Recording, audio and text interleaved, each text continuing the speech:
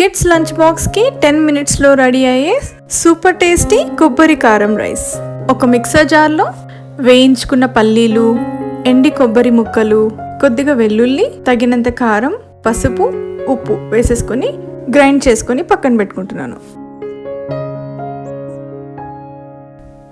ఒక ప్యాన్లో ఆయిల్ వేసుకొని వేడెక్కిన తర్వాత కొద్దిగా ఆవాలు, జీలకర్ర, మినపప్పు, శనగపప్పు వేయించుకున్న తర్వాత కొద్దిగా కరివేపాకు వేసి కొద్దిగా వేగిన తర్వాత కారానికి తగినట్టు ఎండిమిరపకాయలు, పచ్చిమిరపకాయలు, కట్ చేసి పెట్టుకున్న ఒక మీడియం సైజ్డ్ ఆనియన్స్ వేసేసుకొని సాఫ్ట్గా అయ్యేంత వరకు కుక్ చేసేసుకొని ఆనియన్స్ అన్ని లైట్ బ్రౌన్ వచ్చే వరకు వేయించుకుంటున్నాను.